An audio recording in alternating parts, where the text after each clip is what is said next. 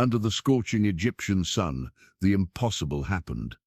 A 7-year-old girl with ebony curls and eyes bright as the Nile at dawn stood before the most powerful man in the known world. Pharaoh Amenhotep, tall as a palm tree with shoulders broad as the temple gates, gazed down at the small figure who had somehow slipped past his royal guards. His entourage froze, expecting swift punishment. Instead, the child looked up at the living god of Egypt and spoke words that silenced the royal court. "When I grow up, I'm going to marry you." The pharaoh's thunderous laugh echoed across the alabaster columns, his jeweled hands gently touching the girl's head in blessing rather than wrath. What neither knew was that the gods themselves had listened, their ancient magic binding this innocent promise into the fabric of destiny.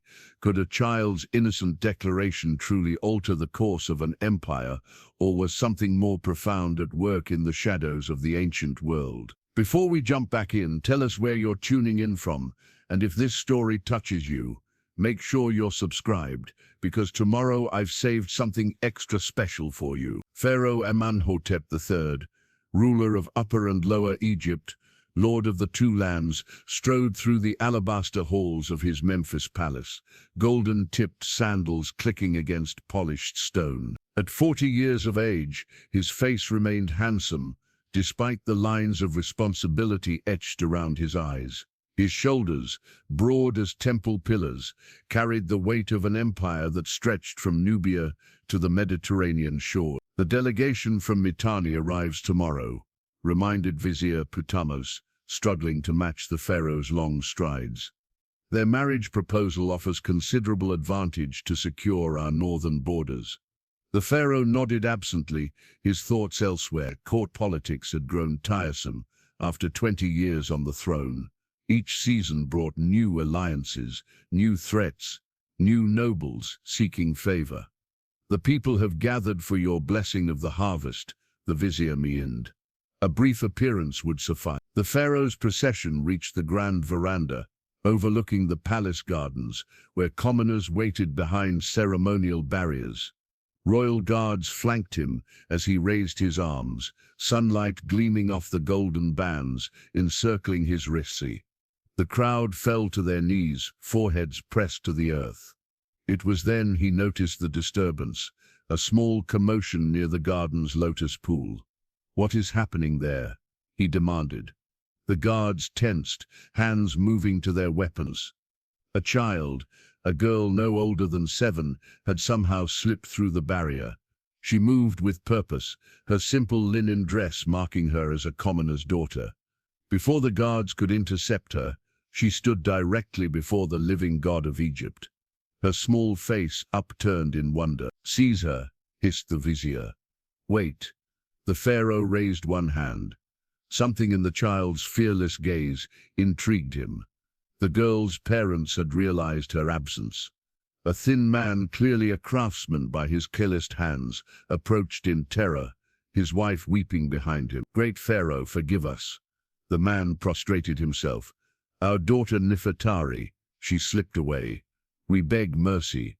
The crowd held its breath, expecting swift punishment. Children were taught from birth never approach the divine presence uninvited. The penalty could be severe. The girl, Nefertari, seemed unaware of the danger. Her eyes, unusually bright and intelligent, studied the pharaoh with innocent curiosity rather than appropriate fear. "What brings you before your pharaoh, little one?" Amenhotep asked, his deep voice gentler than his courtiers had heard in years. The silence stretched as the girl considered her answer. Then, with the simple directness of childhood, she spoke the words that would echo through the years to come. "When I grow up, I'm going to marry you." Gasps rippled through the crowd. The vizier's face drained of color. The girl's mother stifled a scream. For a moment, time seemed suspended in the hot Egyptian air. Then, unexpectedly, the pharaoh laughed, a genuine laugh that few had heard since his coronation. It rolled across the garden like distant thunder, not menacing but refreshing as the annual flood. "And what makes you think you would make a suitable queen, little Nefertari?" he asked, amusement warming his typically stern features. "I would be kind," she replied with conviction, "and I would help people. My mother says that's what a good ruler does." Off to the side, unseen by most, an elderly priest of Thoth narrowed his eyes. The court mystic muttered something about patterns and destinies as he observed the exchange. Amenhotep descended 3 steps, an unprecedented gesture that caused his guards to exchange alarmed glances. He reached the child and studied her face. Something about her reminded him of the simplicity of his own youth, before the crown had isolated him from his people. "Your boldness deserves neither punishment nor ridicule," he declared, "but perhaps a blessing instead." He removed a small amulet from his wrist, a carved lotus flower of precious ivory, and placed it in her tiny palm. "Keep this, Nefertari. May Hathor guide your path." The girl clutched the treasure, eyes wide with wonder. "The royal record keeper will make note of this encounter," the pharaoh instructed, resuming his regal demeanor. "Perhaps when you are grown, you may serve in the palace, and remind an aging pharaoh of this day when innocence stood before power, without fear." As the family was gently escorted away, the court mystic approached the pharaoh. "The child's name, Nefertari, it means beautiful companion," the old man observed quietly. "Some names carry their own prophecy, Great One.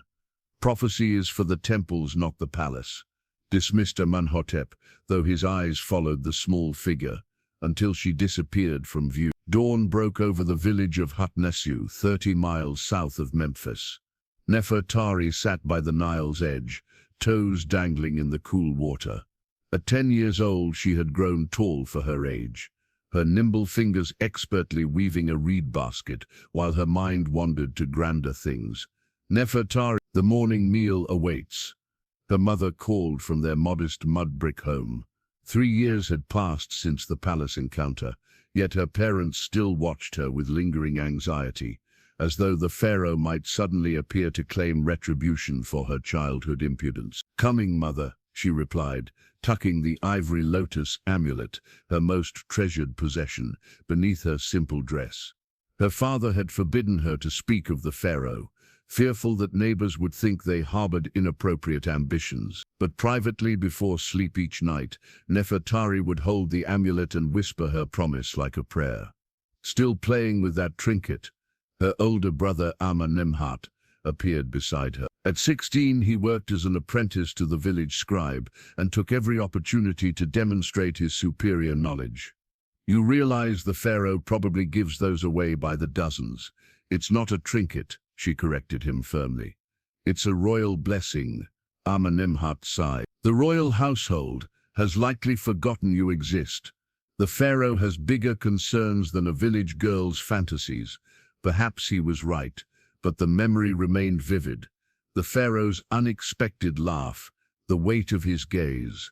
Sometimes she wondered if she had dreamed the entire encounter. After the morning meal, Nefertari joined the other children for lessons with the village scribe, an elderly man who had once served in a minor temple. Unlike most girls, who learned only household management, Nefertari's obvious intelligence had earned her the unusual privilege of basic instruction in hieroglyphics and mathematics. "The pharaoh's new temple at Karnak requires thousands of workers," the scribe told them, drawing symbols in the sand. "Every builder must know these measurements." Nefertari traced the sacred symbols with special care. "What is the palace like inside?" she asked suddenly. The scribe's eyebrows rose. "Far beyond anything your young mind can imagine. Walls of alabaster, ceilings painted with stars, gardens where exotic birds from distant lands sing through the night." That evening a visitor arrived in their village, a priest from the temple of Thoth, traveling south to Thebes. The village headman hosted him, and families brought offerings for the temple. When Nefertari approached, with her family's modest gift of fresh bread, the priest's gaze lingered on her unusually. "There is something familiar about this child," he mused. "Have I seen her before?" Nefertari's father stepped forward hastily.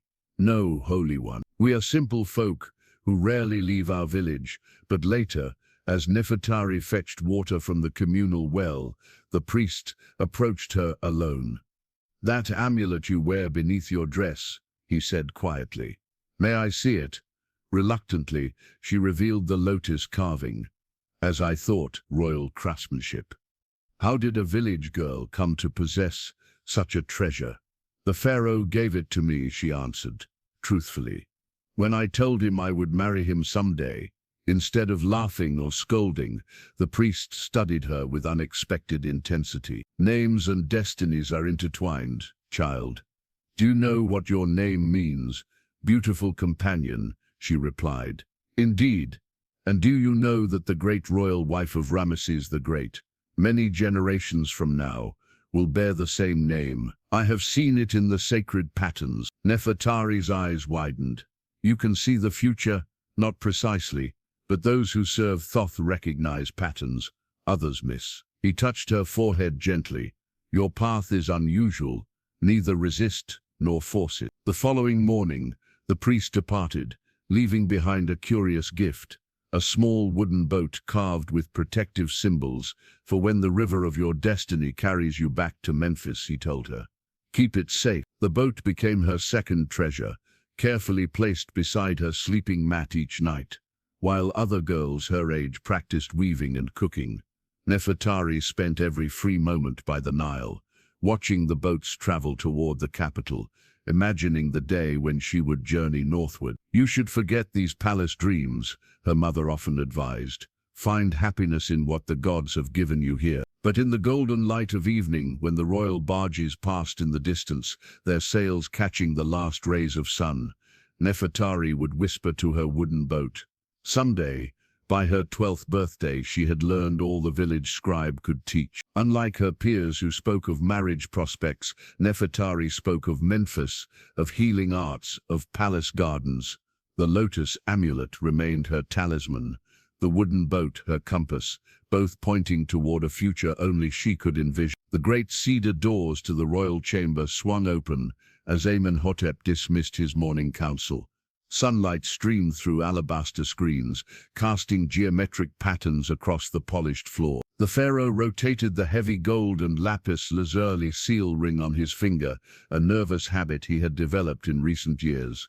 "The noble houses grow impatient," Divine One, Vizier Panas ventured, remaining behind as other officials filed out. 3 years a widower is considered respectful, but Egypt requires a great royal wife. Amenhotep gazed across his gardens, where fountains played in the morning light. At 43, he remained vigorous, but the solitude of supreme power had begun to weigh upon him. "The Princess of Mitanni is 15 now," the vizier continued. "Her dowry includes territories we have disputed for generations. The alliance would secure our northern borders without bloodshed. So I am to find companionship through political strategy?" Amenhotep's voice carried no anger, merely resignation. "It is the way of kings, Divine One." After the vizier departed, Amenhotep summoned his personal attendant. "Bring me the records from the public audience 3 years past." There was a child, a girl who approached the throne unbidden. The attendant returned with a papyrus scroll. The record keeper noted it. "As you commanded, the girl's name was Nefertari, daughter of Ipi the woodcarver from Hotnesu village." The pharaoh smiled faintly. "Ah yes, the girl who announced she would marry me someday. Such innocence is rare in these halls.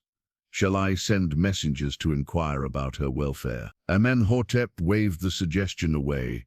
"No, the memory itself is sufficient." That evening, the pharaoh dined with Nachman, his closest military commander and childhood friend, the only person permitted to speak plainly in his presence. "I hear you've been asking about some village girl," Nachman commented, tearing a piece of bread. "News travels quickly within these walls. Palace walls have ears, old friend. Speaking of which, your harem master reports that the Babylonian envoy has sent subtle inquiries about whether you might welcome his king's daughter." Amenhotep sipped his wine. "Another child bride to secure another alliance. You sound weary of the game." "Perhaps I am." The pharaoh twisted his seal ring again. "When I was newly crowned, every decision felt momentous. Now I see the same patterns repeating: marriages arranged for land, wars fought for gold, temples built to appease gods who remain silent. Nachman leaned forward. The court worries when you speak this way. A servant entered, bowing low. Divine One, the high priest of Amun requests an audience.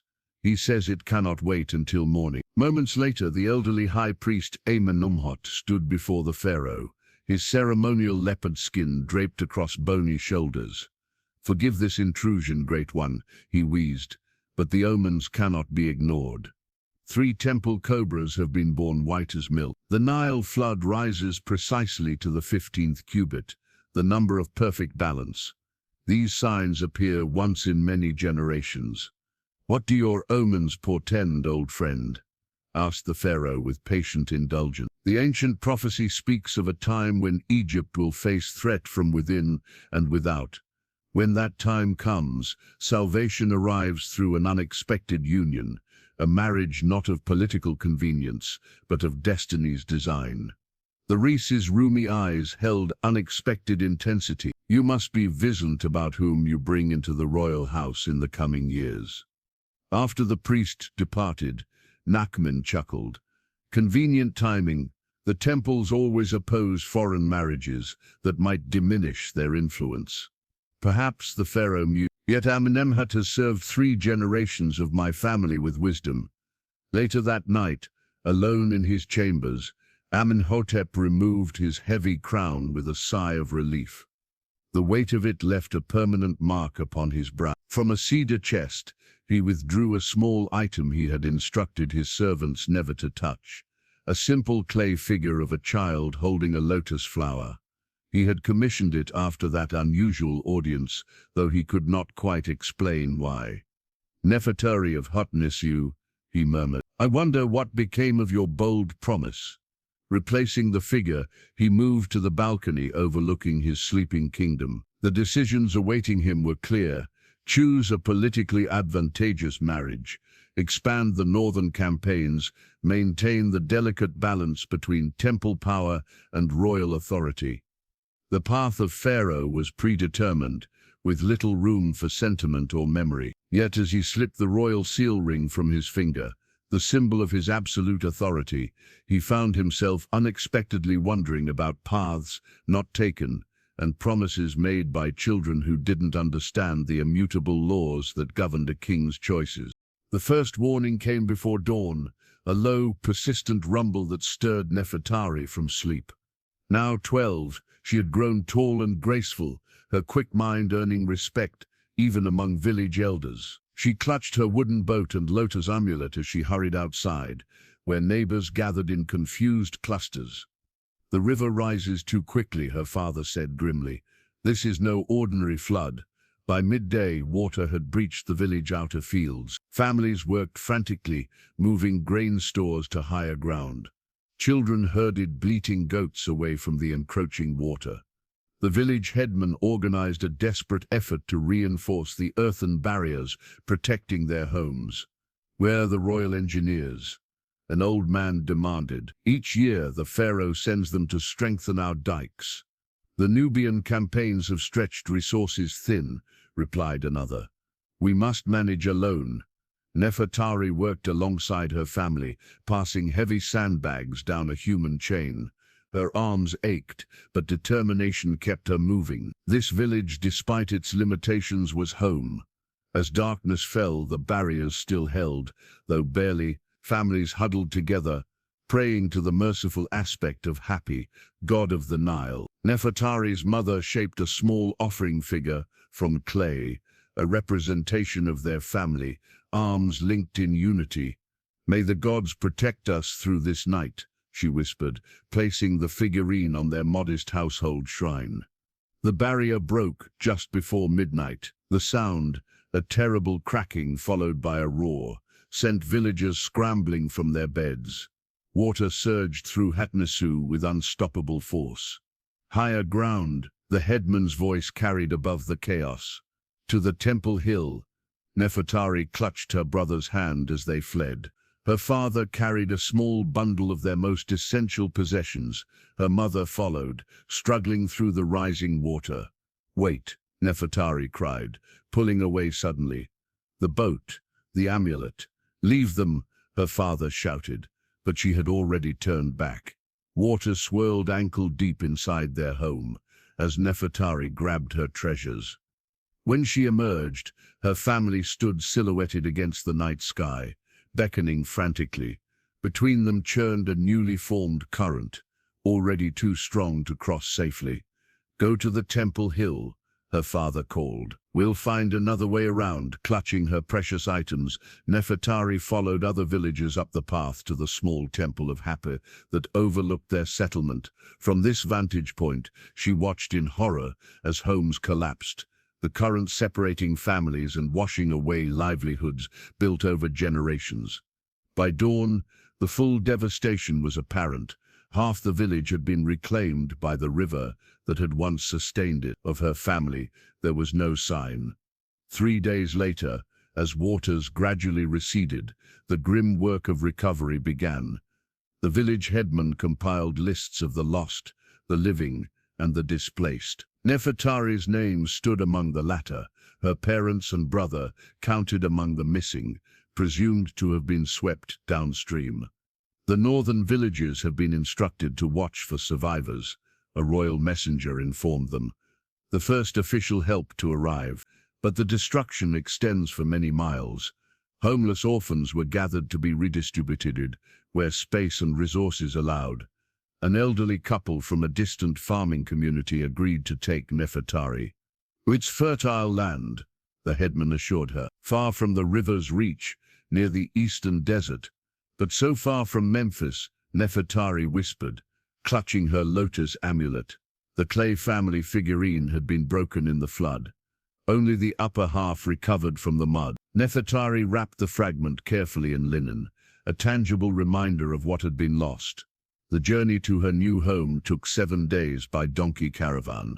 With each mile, Memphis and her childhood promise receded like the floodwater. The eastern settlement proved to be exactly as described, safe, stable, and impossibly far from the royal capital. Her new guardians were kind but practical people who viewed Nefertari's education with suspicion. "Reading and numbers are for scribes, not farm girls," the woman said, assigning her to endless domestic tasks. At night, alone on her sleeping mat in the corner of their small house, Nefertari would hold her broken figurine and whisper, "Why did the Pharaoh not protect us? His engineers could have saved our village." The childish adoration she had carried for years began to harden into something more complex. The Pharaoh, she now understood, was not just a man but a system, one that had failed her family when they needed protection most. Yet she still wore the lotus amulet hidden beneath her clothes, and kept the wooden boat nearby. They remained her only connection to a promise that seemed increasingly impossible to fulfill. One day she vowed to herself, "I will return to Memphis, not to marry the Pharaoh, but to understand why some lives matter to the kingdom, while others wash away unnoticed." 17 harvests had come and gone since the small girl had stood before Pharaoh, Amenhotep III. The moon rose full and heavy over the eastern settlement, where Nefertari, now 24, crushed herbs with practiced precision. Her slender fingers worked methodically, preparing remedies for the village sick. "The fever has broken in the headman's son," reported Senbi, her young apprentice. "They credit your medicine." Nefertari nodded, satisfaction evident in her dark eyes. Years of studying desert plants, observing ailments, and experimenting with treatments had transformed her from displaced orphan to respected healer. Her adoptive parents had passed to the afterlife 3 seasons prior, leaving her their modest home near the settlement's edge. "Tomorrow we gather red myrrh from the hills," she instructed Senbi. "The phase of the moon strengthens its property." Later, alone in her dwelling, Nefertari unfolded a weathered papyrus sheet, a celestial calendar purchased from a traveling scribe at considerable cost.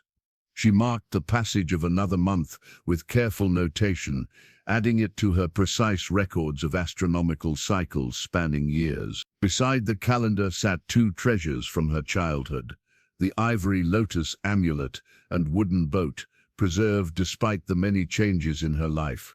17 years had transformed both the girl and her understanding of the promise made that day in Memphis. "Time brings wisdom," she murmured to herself, a habit developed during years of solitude. From outside came the sound of drums. A traveling troupe of entertainers had arrived with news and stories from throughout the kingdom. Wrapping herself in a simple shawl, Nefertari joined other villagers gathering around the central fire. "Great works rise throughout Egypt," announced the lead performer. "The divine Pharaoh extends his glory ever further. New temples at Karnak reach toward the heaven. The royal navy returns from Punt laden with treasures. The Nubian territories bow before Egypt's might." The crowd murmured appreciatively, but Nefertari's attention sharpened when the man continued, "Yet challenges arise even for the living God. Whispers from Memphis speak of palace intrigues. The divine one's health falters, though royal physicians deny it. Some say foreign poisons work against him, while others claim divine displeasure." Nefertari's hands tightened in her lap. Her pharaoh was unwell. "Foreign princes circle like vultures," the performer continued dramatically. "The Hittites press our northern borders. Even now, delegations arrive with veiled threats and false smiles." That night, sleep eluded. Nefertari studied her astronomical calendar by lamplight, tracing the patterns of stars that ancient wisdom associated with destiny and life changes. A rare alignment approached, one that occurred only once in a generation. According to temple teachings, such celestial events marked moments when fate's doors stood briefly open, allowing new paths to form.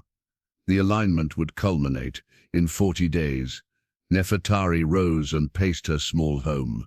For years she had built a life separate from childish dreams. Her healing skills had earned respect and independence rare for a woman without family connections.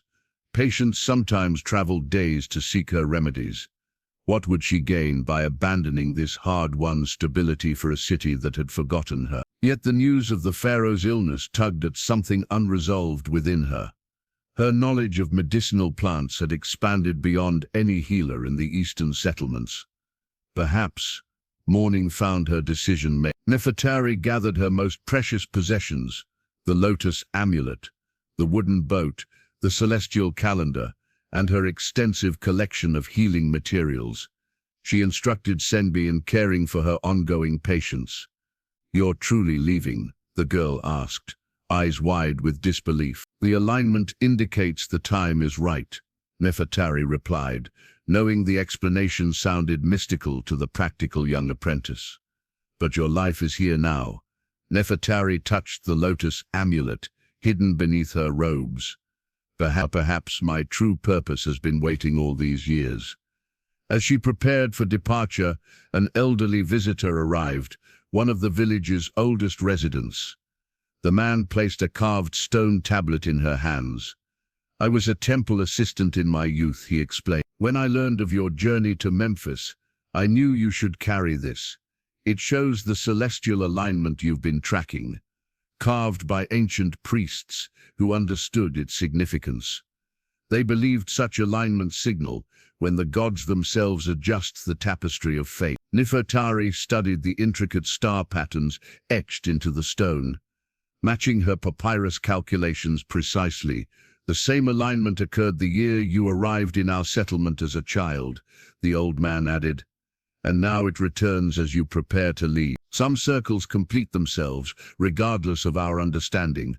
2 days later, Nefertari joined a merchant caravan, traveling to Memphis. As the eastern settlement disappeared behind her, she felt neither triumph nor trepidation, only a peculiar sense of inevitability, as if the current of her life had always been flowing toward this moment, this journey, this return. Meanwhile, in the royal palace at Memphis, Pharaoh Amenhotep III, dismissed yet another physician whose treatments had failed to ease the mysterious malady that had plagued him for months. The living god of Egypt, master of the known world, found himself increasingly mortal, increasingly vulnerable, and though he would admit it to no one, increasingly afraid. The great limestone walls of Memphis rose from the horizon, gleaming white against the azure sky. Nefertari stood motionless atop a small rise, her traveling cloak billowing in the desert wind. The merchant caravan continued forward, but she remained, absorbing the sight that had lived in her memory for 17 years. Memphis had grown. New districts sprawled beyond the old boundaries, and massive construction projects extended the city's grandeur. Temple pylons reached skyward, their gilded peaks catching the morning sun. Royal barges dotted the Nile, their colorful sails like butterflies on the sacred river. "First time in the capital?" asked a spice merchant, who had paused beside her. "No," Nefertari replied softly. "A return long delayed." At the city gates, guards inspected arrivals with unusual scrutiny. Nefertari presented the precious documents she had purchased at considerable cost. Travel permits identifying her as a healer seeking to expand her knowledge. "Your purpose in Memphis?" demanded the guard, eyes narrowed. "I study the healing arts," she answered, truthfully. "I come to learn from the physicians of the royal city." The guard grunted, applying a clay seal to her permit. "The city overflows with visitors. Many seek audiences with royal officials regarding the northern conflict. Find lodging in the eastern quarter. The western areas are reserved for foreign dignitaries." Inside the massive gates, Memphis overwhelmed her senses. Streets teemed with people from every corner of the known world. Nubians with their distinctive scarification, Hittite merchants in heavy robes, Cretan sailors adorned with elaborate jewelry. The air rang with dozens of languages, and the cries of traders hawking everything from exotic birds to precious stones. Nefertari made her way to the eastern quarter, where she secured a small room above a weaver's shop. The cost of lodging had depleted much of her carefully saved copper, reminding her that her resources were finite. She would need to establish herself quickly. From her window, the royal palace was visible in the distance, a vast, gleaming complex of courtyards, gardens, and imposing structures. Somewhere within those walls was the Pharaoh she had boldly addressed as a child. The Pharaoh who now, if rumors proved true, was failing in health despite his relative youth. The following morning, Nefertari ventured into the physician's district. Unlike the eastern settlements where healing was practiced informally, Memphis housed an organized medical community. Temples dedicated to Sekhmet and Thoth maintained healing centers where physicians trained in ancient traditions treated the city's elite. She approached a middle-aged scribe, recording patient information outside a treatment house. "I seek to offer my services," she stated. "I am skilled in herbal remedies and treatments for fevers." The man barely glanced up. The divine temples accept only those trained within their walls. Perhaps the lower quarter needs herb women. His dismissal stung, but Nefertari had anticipated resistance. She spent the next several days observing the patterns of the medical district, which physicians were most respected, which treatments were favored, which ailments seemed most prevalent. On the fifth day, she noticed an elderly man struggling to carry supplies from the river docks. His breath came in labored gasps, his complexion concerning. When he stumbled, Nefertari rushed to assist him. "My thanks," he wheezed, accepting her support. "Age comes for us all, even those who serve in the house of healing." "You have the dry cough of river fever," Nefertari observed, "and your hands show the yellowing of bile imbalance." The man's eyebrows rose. "You have a healer's eye." "I have studied the body's humors for many years," she replied, helping him with his bundles. "A tea of sycamore bark and honey would ease your breathing." "I am Ipua, attendant to the royal physicians," he said, studying her with new interest. "Though they have little time for an old man's complaints when the palace makes increasing demands. The pharaoh's health troubles them." Ipua's expression grew guarded. "One does not discuss such matters casually." Over the following weeks, Nefertari cultivated her relationship with Ipuwer. She prepared remedies for his persistent cough, which improved noticeably under her care. In exchange, he shared careful observations about the medical community's hierarchy and traditions. "The royal physicians grow desperate," he confided one evening. "The Divine One suffers from a wasting ailment they cannot identify. Foreign physicians have been consulted in secret, but without success." Nefertari absorbed this information carefully.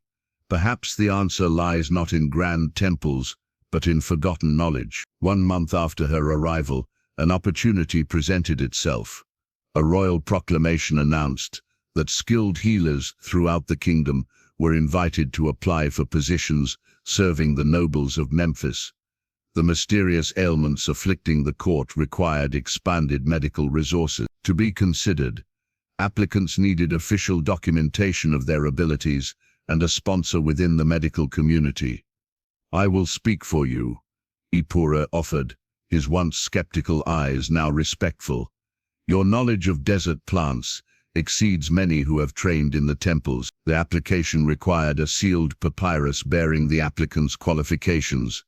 When Nefertari presented her credentials at the designated office, the official examined her city entry seal with particular interest. "This permit grants access to the outer palace precincts," he informed her, stamping her application with the royal cartouche. "Report to the servants' entrance at dawn tomorrow." That night, Nefertari stood at her window gazing at the distant palace, now illuminated by countless lamps. After 17 years, she would walk those forbidden grounds again, not as an impetuous child, but as a woman of knowledge and purpose. She touched the lotus amulet at her throat, its ivory surface worn smooth by years of handling. "Not for marriage," she whispered, "but for destiny." Dawn painted the eastern sky as Nefertari approached the servants' entrance to the palace complex. Other healers gathered there as well, mostly older men with the shaved heads and leopard skin capes that marked temple physicians. They regarded the simply dressed woman with poorly concealed disdain. A royal steward emerged, scroll in hand. "You have been summoned because illness spreads through the noble houses of Memphis. Each of you will be assigned to specific households. Serve well, and the divine Pharaoh's favor will follow." Names were called, assignments given. Finally, Nefertari of the eastern settlements. "You will attend to the household of Lady Tuya, royal nurse to the Pharaoh's children." A junior steward led Nefertari through a labyrinth of courtyards and corridors. Servants bustled about with purposeful energy, carrying linens, food, and messages. The palace was a city unto itself, operating with precise hierarchy. Lady Tuya's residence occupied a pleasant corner of the palace grounds, surrounded by fig trees and flowering plants. The lady herself, a dignified woman of perhaps 50 years, received Nefertari in a sunlit chamber. "You are younger than I expected," Tuya observed. "Ipuwer speaks highly of your knowledge of fevers. My handmaidens have fallen ill one after another. The royal physicians concern themselves only with more prestigious patients." "May I examine them?" Nefertari requested. The sick quarters contained 5 women in various stages of illness. Nefertari moved methodically from bed to bed, checking eyes, skin, and breathing. She noted the pattern of symptoms with growing concern. "They suffer from water poisoning," she concluded. "Has your household's water source changed recently?" "The main palace cistern was damaged during recent construction," Tuya confirmed. "We have been receiving water from the auxiliary reservoir. The water must be boiled before use," Nefertari instructed. "And the sick need specific herbs to purge the poison." Within 3 days, Tuya's handmaidens showed marked improvement. The lady was impressed enough to mention Nefertari's skills to her noble friends. Soon, Nefertari found herself treating members of other households, her reputation growing steadily. On the 12th day, while gathering fresh herbs in the palace gardens, Nefertari encountered a harried-looking man with the distinctive gold collar of a royal physician. "You're the Eastern healer," he stated, rather than asked. "I've heard of your successes with Lady Tuya's household." The treatments were straightforward.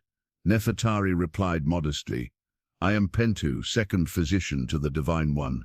He introduced himself, lowering his voice. "We face a more complex challenge, one that defies traditional remedies."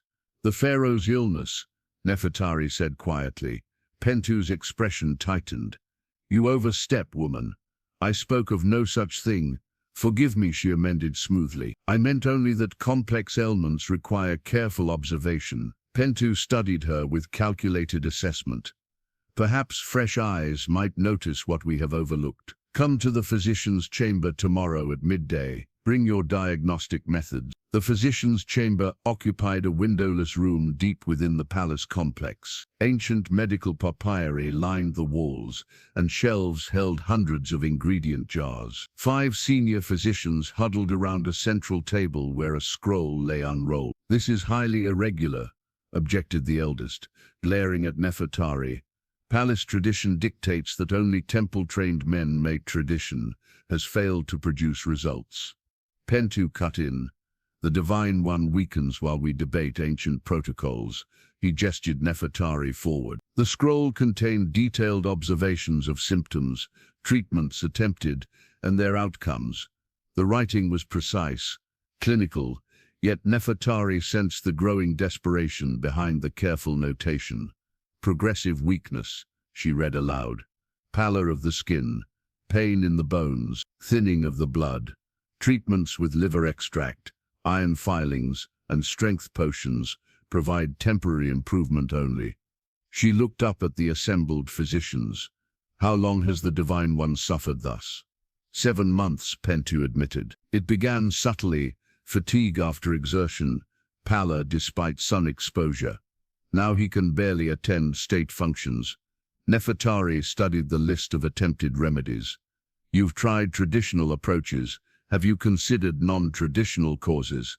"Speak plainly," demanded the eldest physician. "In the eastern settlements, I encountered similar symptoms in traders who had traveled to foreign lands. They had consumed tainted food over long periods, food containing tiny amounts of poison that accumulated in their bodies." The room fell silent. Finally, Pentu spoke. "You suggest deliberate poisoning. I suggest investigation of all the Divine One's food and drink sources," Nefertari replied carefully, "and examination of all vessels used in preparation." The senior physician scoffed. "The Pharaoh's food is prepared under strictest supervision. Multiple tasters verify its safety. Some poisons work slowly, building up over months." Nefertari countered. "A taster who samples once would show no symptoms." Debate erupted among the physicians. Eventually, Pentu raised his hand for silence. "We will conduct the investigations you suggest," he decided. "Meanwhile, what treatment do you recommend?" "I need to prepare a specialized remedy," Nefertari answered. "Herbs from the eastern desert that help the body expel accumulated toxins." "You have 2 days," Pentu told her. "Return with your remedy, prepared. If it shows merit, you may be permitted to observe, not treat, the Divine One." As Nefertari left the physician's chamber, her calm exterior masked inner turmoil. 17 years after her childhood promise, she stood on the threshold of the Pharaoh's inner circle, not as a bride, but as a healer who might save his life. In her quarters that night, she carefully recorded everything she had learned in a diagnostic scroll of her own making, adding detailed drawings of symptoms and potential treatments. This document would become her guide, and perhaps, if the gods willed it, the path to fulfilling a destiny set in motion long ago by a child's innocent declaration. The royal treatment chamber glowed with golden lamplight as Nefertari waited behind a delicately carved screen. Her carefully prepared remedies, mixtures of eastern herbs, purified mineral compounds, and desert plant extractions, sat ready in alabaster containers. The physicians had reluctantly agreed to try her treatment after their latest efforts had failed to produce improvement. "Remember your place," Pentu had warned earlier. "You observe only. Speak when spoken to. The Divine One must never feel his care is entrusted to an untested woman from the provinces." The ornate cedar doors swung open. Servants entered first, arranging cushions and linens. Then came the royal physicians in ceremonial garb, moving with practiced precision. Finally, supported by 2 attendants, entered Pharaoh Amenhotep III. Nefertari's breath caught. Despite his evident weakness, his presence filled the chamber. Taller than most men, with the broad shoulders and noble bearing she remembered from childhood, he retained the aura of divine authority even in illness, yet she could see the ravages of his mysterious ailment, the unnatural pallor beneath his golden skin, the slight tremor in hands once steady enough to draw a warbow. At 43, he should have been in his prime. Instead, he moved like a man 20 years older. The pharaoh settled onto the treatment couch with quiet dignity. "Pentu tells me you wish to try a new approach." He addressed the chief physician, his voice still resonant despite his condition. "Yes, Divine One, we have consulted with specialists in unusual ailments." From behind her screen, Nefertari could observe without being seen. The veil of royal healers, a lightweight linen draped across the lower half of her face, provided additional anonymity, a standard practice to prevent a patient's breath from being contaminated by the healers. The physicians administered her remedy according to her precise instructions, a measured portion mixed with honey to counteract the bitterness. The pharaoh accepted it without complaint, though she knew the taste must be unpleasant. "This has an unfamiliar flavor," he observed. "Eastern medicinal traditions, Divine One," explained Pentu.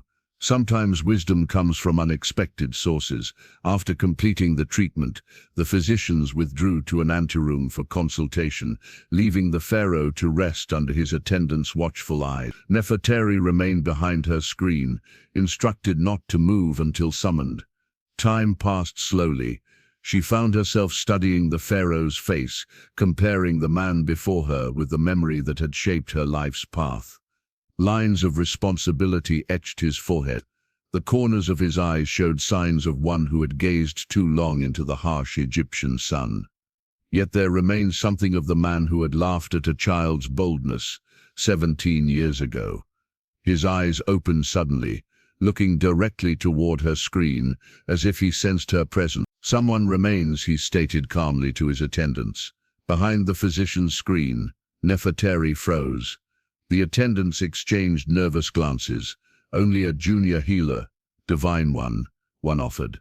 Observing as part of training, the pharaoh's gaze remained fixed on the screen. "Approach." Heart pounding, Nefertari had no choice but to obey. She stepped from behind the screen and moved forward with measured steps, eyes appropriately lowered, veil in place. "You prepared today's remedy?" he asked. "Yes, Divine One." She kept her voice soft, neutral. "You're not from the temple physicians. Your accent suggests the Eastern territories." "I studied healing arts there, Divine One." He studied her with unexpected intensity. "There is something familiar about you. Have you served in the palace before?" "No, Divine One. This is my first appointment in Memphis." His gaze lingered a moment longer. "The remedy feels different in my blood. Less like medicine, more like restoration. Continue your work with my physicians." She bowed deeply as he was helped to his feet. As the royal party departed, Nefertari released the breath she'd been holding. He hadn't recognized her. How could he? The child of 7 was now a woman of 24. Yet something had resonated between them, some echo of their first meeting. The following days established a pattern. Each morning, Nefertari prepared fresh remedies, which the physicians administered. She remained behind her screen during treatments, observing the pharaoh's gradual improvement. Color returned to his face. His hands grew steadier. His periods of rest shortened. After the 5th treatment, Pentu approached her privately. "The Divine One asks about you. He seems curious. What have you told him?" "Only that you are skilled in Eastern healing traditions. It would not be appropriate to emphasize your independent status. He believes you work under our direct supervision." "And do I not?" Nefertari asked with carefully measured challenge. Pentu's expression betrayed reluctant respect. Increasingly, it seems we work under yours, at least regarding this particular treatment. The Divine One has requested you attend the full session tomorrow, not merely observe from behind screens. That night, Nefertari carefully prepared for the most important treatment session yet. She purified herself according to healer's tradition, bathing in water infused with natron salt. She selected her finest linen dress, simple but immaculately clean. Most importantly, she considered the veil she would wear. The standard physician's veil was plain white linen, but among her possessions was another, a veil of exceptionally fine craftsmanship, embroidered with subtle healing symbols. She had purchased it in the marketplace, drawn to its workmanship, without fully understanding why. Now it seemed an appropriate choice for this pivotal moment. As she fastened the veil in place, Nefertari wondered if fate was finally aligning along the path predicted by stars and prophecies. Soon she would stand unveiled before the Pharaoh, not as the child who had made an innocent promise, but as the woman whose knowledge might save his life. The royal kitchens bustled with activity as servants prepared the evening meal. Nefertari moved carefully through the organized chaos, her physician's amulet granting her unusual access. 10 days of successful treatments had elevated her status among the palace healers, allowing her to extend her investigations beyond the treatment chamber. "I require samples of the Divine One's food and drink," she informed the head cook, a corpulent man whose authority over the kitchens was absolute. "By whose authority?" he demanded, barely glancing up from inspecting a platter of roasted fowl. "Royal Physician Pentu," she replied, producing a sealed papyrus bearing his mark. After the pharaoh's noticeable improvement, even the most skeptical physicians had granted her greater latitude. The cook sniffed but complied, instructing his assistants to provide small portions of everything prepared for the royal table.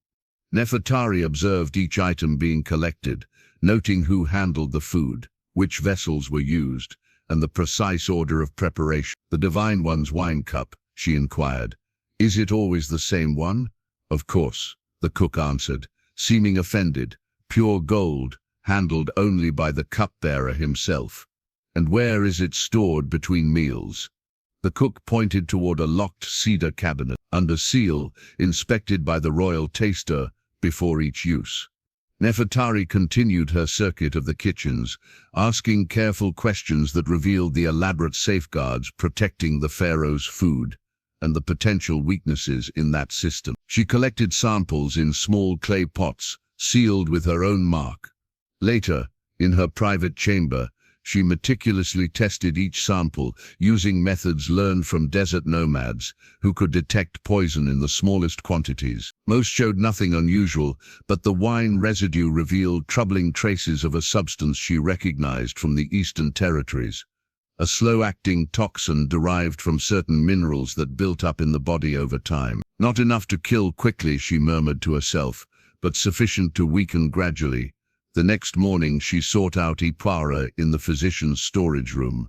"Who oversees the pharaoh's wine imports?" she asked, without preamble.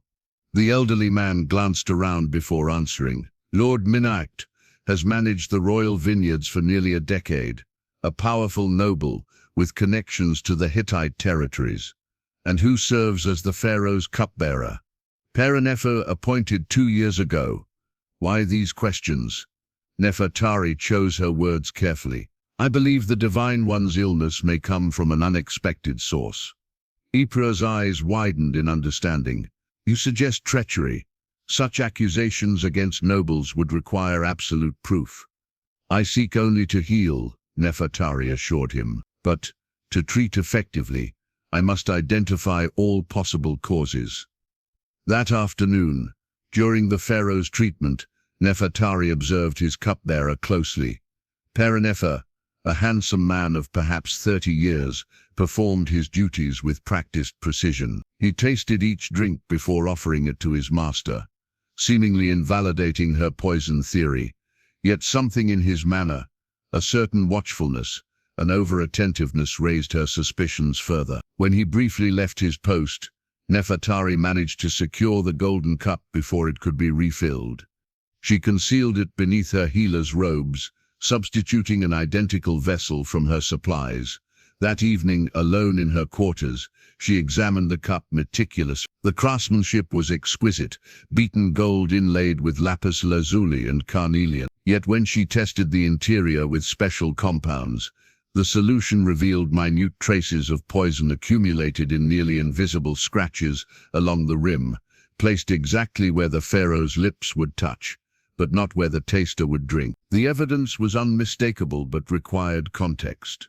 Over the following days, Nefertari quietly investigated connections between Lord Manat and the cupbearer. Through careful conversations with palace servants, she learned that Manat had sponsored Pharaoh's appointment and that both men had recently received messengers from northern territories with Hittite connections. More troubling still, she discovered that 3 previous physicians who had attended the pharaoh had died under mysterious circumstances after beginning to question the nature of his illness. "The conspiracy runs deeper than I imagined," she confided to her diagnostic scroll, recording her findings in a coded script learned from an Eastern mystic. The poisoned chalice remained hidden in her quarters, wrapped in protective linens, physical evidence too dangerous to share without absolute certainty of whom to trust. The pharaoh's health continued to improve under her treatments, which now secretly included compounds specifically designed to neutralize the poison she had identified. Each day she observed his increasing vitality with satisfaction, noting how his eyes, once dulled by illness, regained their sharp intelligence. During the 15th treatment session, those eyes studied her with particular intensity. "Your remedies have accomplished what a dozen physicians could not," he stated. "Yet you remain something of a mystery, healer from the East." "I seek only to serve, Divine One." Indeed, his gaze lingered on her face, partially concealed behind her veil. "Tomorrow you will attend me privately. There are matters I wish to discuss regarding my care." Nefertari bowed deeply, her mind racing. A private audience would mean no witnesses, no protective circle of senior physicians, just herself and the pharaoh she had pledged to marry as a child. More concerning, it would mean explaining her suspicions about trusted members of his household, without knowing who else might be involved in the plot against him. As she left the treatment chamber, she noticed Pharaoh watching her with cold calculation. Had he observed her interest in the royal cup? Did he suspect she knew? That night, a servant delivered a sealed message to her quarters. "The Northern Garden Pavilion, midnight. Information about the pharaoh's true condition." Nefertari studied the anonymous note, recognizing a potential trap. Yet it might also be a genuine offer of alliance from someone else who suspected the conspiracy. Either way, it confirmed her worst fears. Powerful forces within the palace were monitoring her activities and recognized the threat she posed to their plans. She secured the poisoned chalice in a hidden compartment beneath the floor tiles, along with her detailed diagnostic scroll. Whether she met this mysterious informant or not, she had to ensure the evidence survived. The Northern Garden Pavilion stood illuminated by moonlight, its limestone columns casting long shadows across manicured beds of lotus and papyrus. Nefertari approached cautiously, a small dagger concealed within her robes. She had decided to meet the anonymous messenger, but on her terms, arriving early to secure a position that allowed quick escape if necessary. Midnight came and went. No one appeared. As she prepared to leave, convinced the note had indeed been a trap, a figure emerged from behind the central fountain. "You showed courage by coming," said Lady Tuya, stepping into the moonlight. "You sent the message?" Nefertari asked, surprised to see the royal nurse. Tuya nodded gravely. "I've watched you these past weeks. Your interest in the pharaoh's food and drink, your careful questions about the cupbearer. You suspect what I have feared for months. Poison," Nefertari confirmed quietly. "Yes. Administered slowly to avoid detection." Tuya glanced nervously over her shoulder. "I've served the royal family for 30 years. I know when courtiers' ambitions turn deadly. Why tell me this now? Because tomorrow you meet the pharaoh alone. because your treatments have begun to undo their work. They will not allow that to continue.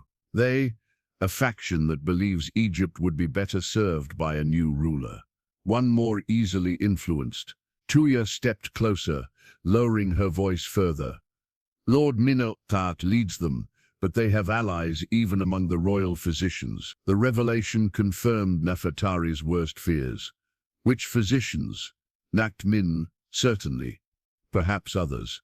Trust no one completely. Tuya pressed a small object into Nefertari's hand.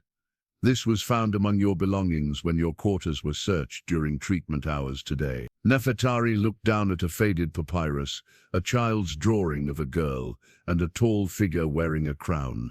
With a jolt, she recognized her own childhood artwork, created days after her first encounter with the pharaohs. She had carried it with her for 17 years, a tangible reminder of her promise. How did they get this, she asked, heart racing. They seek leverage against you, proof of personal motivation beyond healing duty. Tuya's eyes reflected concern. Whatever connection you have to the Divine One from the past, they will use it against you both. Dawn found Nefertari preparing for the private audience with meticulous care.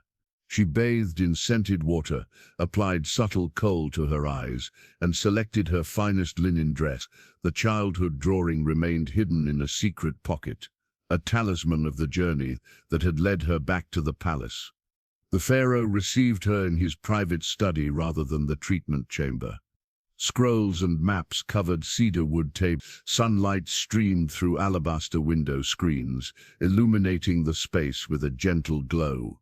He sat not on his formal throne, but in a simple chair, dressed in more casual attire than she had yet seen him wear. "Leave us," he instructed his attendants, who exchanged concerned glances before complying. When they were alone, Imhotep studied her with penetrating intensity. "Remove your veil," he commanded softly. Nefertari hesitated only briefly before untying the embroidered cloth that had concealed her features during all previous encounters. She stood before him fully revealed, meeting his gaze directly for the first time. The pharaoh's expression shifted from clinical interest to confusion, then to a dawning recognition that seemed to take even him by surprise. He rose from his chair, approaching her slowly. "Those eyes," he murmured. "I have seen them before, not recently, but 17 years ago, Divine One," Nefertari supplied, her voice steady despite her racing heart. In the palace gardens, he circled her slowly, studying her face from different angles as memory and present reality aligned. "The child who slipped past my guards, the girl who declared she would marry me someday. Yes, Nefertari," he recalled, the name emerging from deep memory, daughter of Ipi the woodcarver. "You remember. I remember a bold child who made me laugh when little else did." His expression softened with the recollection. "Now you return as the healer who succeeds where all others failed." From her hidden pocket, Nefertari withdrew the childhood drawing and offered it to him. "I carried this as a reminder, not of a child's impossible promise, but of a moment when kindness flowed between palace and village." Amenhotep accepted the fragile papyrus, studying the simple lines drawn by 7-year-old hands. "All these years you kept this." "As I kept this," she revealed the ivory lotus amulet she wore beneath her dress. His gift from that long-ago day. The pharaoh touched it gently, a tangible connection between past and present. "The gods work in patterns beyond our understanding." His eyes met hers with new awareness. "You did not return to claim a child's promise of marriage. No, Divine One. I returned because my skills as a healer were needed. Because she hesitated, then committed to the dangerous truth. Because I believe someone within your household slowly poisons you."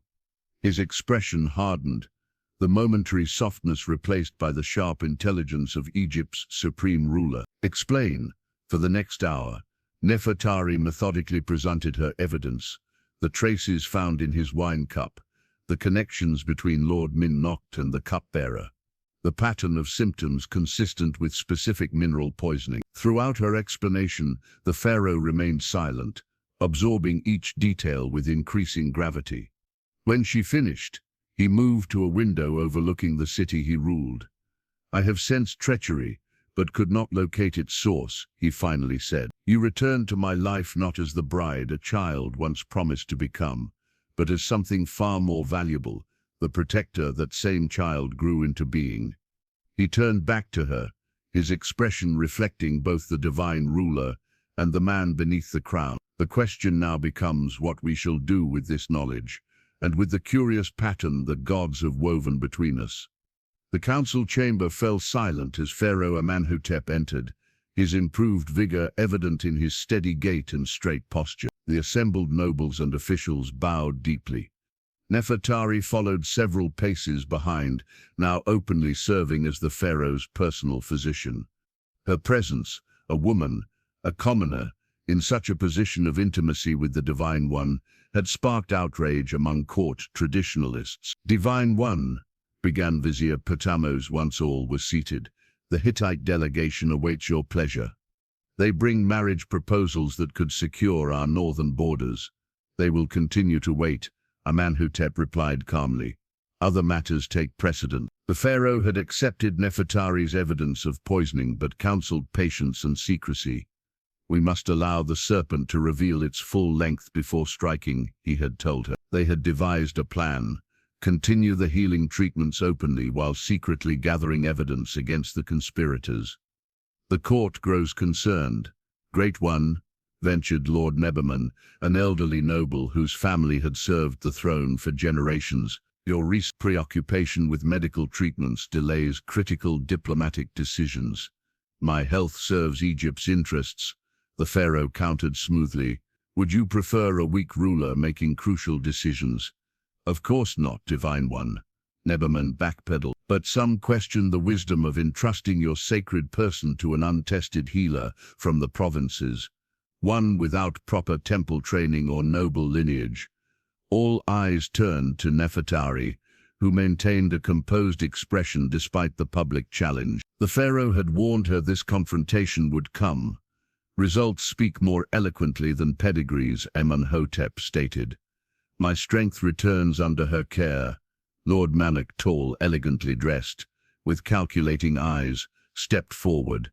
"Divine One, might I suggest a compromise? Allow your loyal servant to investigate this healer's background more thoroughly, while temple physicians resume your care. Proper protocols must be maintained."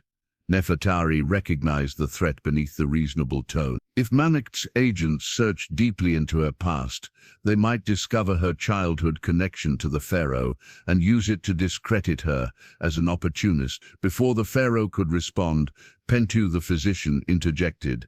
"With respect, Lord Manak, medical decisions should remain with the healing temples. We have monitored this woman's treatments closely and find them effective, if unconventional." The political maneuvering continued for another hour. Proposals and counter-proposals regarding Nefertari's role, thinly veiled threats, disguised as concern for tradition. Throughout, she remained silent as agreed with the pharaoh, allowing him to navigate the treacherous court politics. After the council dispersed, Lord Manak approached Nefertari in the corridor, his imposing height allowing him to loom over her. "Impressive achievement, healer," he said silkily. "From village obscurity to the pharaoh's side in mere weeks. One wonders what special talents you possess." "Only knowledge of healing arts, my lord," she replied evenly. "Knowledge can be dangerous when misapplied." His smile never reached his eyes. "The pharaoh's cupbearer mentioned your unusual interest in the royal vessels. Such curiosity could be misinterpreted." The threat was unmistakable. Minat knew she had discovered something. "My only concern is the Divine One's health." Nefertari maintained her calm facade. "All aspects of his environment affect his recovery." "Indeed." Minat studied her a moment longer. "Remember that even the pharaoh's favor cannot protect those who overstep their proper place." That evening, Nefertari found an unexpected visitor waiting in her quarters. High Priest Amenemhat, his ancient face grave beneath his ceremonial leopard skin. "You have stirred a nest of cobras, daughter of Hotnessa," he said without preamble. "You remember me?" she asked, surprised. "I recognized you the moment you entered the palace. The gods rarely waste their efforts on coincidence." He withdrew a papyrus scroll from his robe. "This arrived today from the temple archives in Thebes." The document, a royal lineage scroll, detailed the bloodlines considered acceptable for marriage to the ruling house. Every name connected to noble families with generations of documented ancestry. "The traditionalists circulate this as a reminder of proper order," the high priest explained. "They believe the pharaoh's interest in you extends beyond medical care. They mistake professional respect for personal attention," Nefertari countered, though the pharaoh's gaze had indeed held something more than clinical interest in recent days. Perhaps the old priest's eyes reflected ancient wisdom, or perhaps they recognize what you both still deny. The following day, Nefertari found her movements within the palace restricted. Guards escorted her everywhere, allegedly for her protection. Servants who had been friendly now avoided her gaze. Even Lady Tuya maintained a careful distance in public, though her eyes communicated silent support. When she entered the pharaoh's private garden for their scheduled treatment session, she found him staring pensively at a lotus pool. "The court moves against you," he stated without turning. "Against us both, Divine One." Now he faced her, his expression troubled. "They fear what they cannot control. A physician who cannot be bribed or intimidated. A pharaoh who might make decisions based on merit rather than tradition." "The poisoning attempt has paused," Nefertari reported. "They dare not continue while under scrutiny, but they implement a different strategy." He gestured toward the palace. "Isolation, undermining your credibility, searching for leverage." Nefertari hesitated, then asked the question that had been growing in her mind. "Why do you protect me? You have improved enough to continue without my specific remedies." Amenhotep studied her face with unexpected intensity. "Because in you I find something rare in these halls. Truth without calculation, loyalty without ambition." He paused, seeming to consider his next words carefully. "And perhaps because a child's innocent promise from 17 years ago contained more wisdom than either of us understood." The implications of his statement hung in the air between them, neither quite ready to acknowledge the growing personal connection that complemented their public roles as healer and patient. Before she could respond, a royal messenger arrived breathlessly. "Divine One, forgive the interruption. Voice from Kedish. Report Hittite troop movements near our northern border. The generals request your immediate presence." The council chamber fell silent as Pharaoh Amenhotep entered, his improved vigor evident in his steady gait and straight posture. The assembled nobles and officials bowed deeply. Nefertari followed several paces behind, now openly serving as the pharaoh's personal physician. Her presence, a woman, a commoner, in such a position of intimacy with the Divine One, had sparked outrage among court traditionalists. "Divine One," began Vizier Petamosi once all were seated, "the Hittite delegation awaits your pleasure. They bring marriage proposals that could secure our northern borders." "They will continue to wait," Amenhotep replied calmly. "Other matters take precedence." The pharaoh had accepted Nefertari's evidence of poisoning but counseled patience and secrecy. "We must allow the serpent to reveal its full length before striking," he had told her. They had devised a plan: continue the healing treatments openly, while secretly gathering evidence against the conspirators. "The court grows concerned, Great One," ventured Lord Neberman, an elderly noble whose family had served the throne for generations. "Your recent preoccupation with medical treatments delays critical diplomatic decisions. My health serves Egypt's interests." The pharaoh countered smoothly. "Would you prefer a weak ruler making crucial decisions?" "Of course not, Divine One," Neberman backpedaled. "But some question the wisdom of entrusting your sacred person to an untested healer from the provinces, one without proper temple training or noble lineage." All eyes turned to Nefertari, who maintained a composed expression despite the public challenge. The pharaoh had warned her this confrontation would come.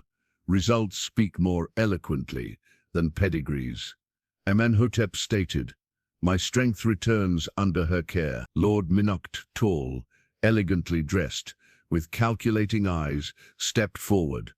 "Divine One, might I suggest a compromise? Allow your loyal servant to investigate this healer's background more thoroughly, while temple physicians resume your care. Proper protocols must be maintained." Nefertari recognized the threat beneath the reasonable tone. If Minakt's agents searched deeply into her past, they might discover her childhood connection to the pharaoh and use it to discredit her as an opportunist. Before the pharaoh could respond, Pentu the physician interjected, "With respect, Lord Minakht, medical decisions should remain with the healing temples. We have monitored this woman's treatments closely and find them effective, if unconventional." The political maneuvering continued for another hour. Proposals and counter-proposals regarding Nefertari's role, thinly veiled threats disguised as concern for tradition. Throughout, she remained silent as agreed with the pharaoh, allowing him to navigate the treacherous court politics. After the council dispersed, Lord Minakht approached Nefertari in the corridor, his imposing height allowing him to loom over her. "Impressive achievement, healer," he said silkily. "From village obscurity to the pharaoh's side in mere weeks. One wonders what special talents you possess." "Only knowledge of healing arts, my lord," she replied evenly. "Knowledge can be dangerous when misapplied." His smile never reached his eyes. "The pharaoh's cupbearer mentioned your unusual interest in the royal vessels. Such curiosity could be misinterpreted."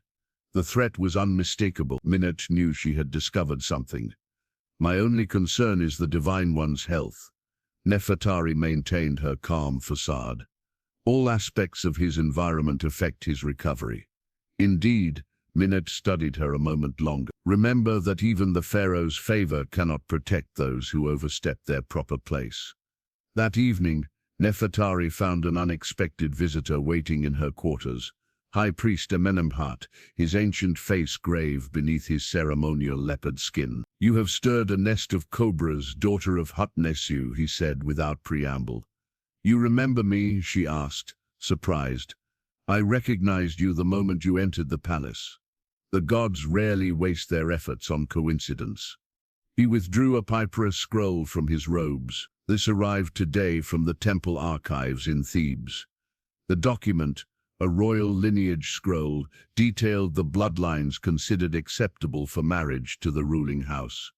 Every name connected to noble families with generations of documented ancestry. "The traditionalists circulate this as a reminder of proper order," the high priest explained.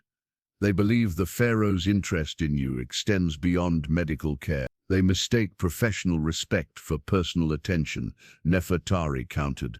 Though the pharaoh's gaze had indeed held something more than clinical interest in recent days.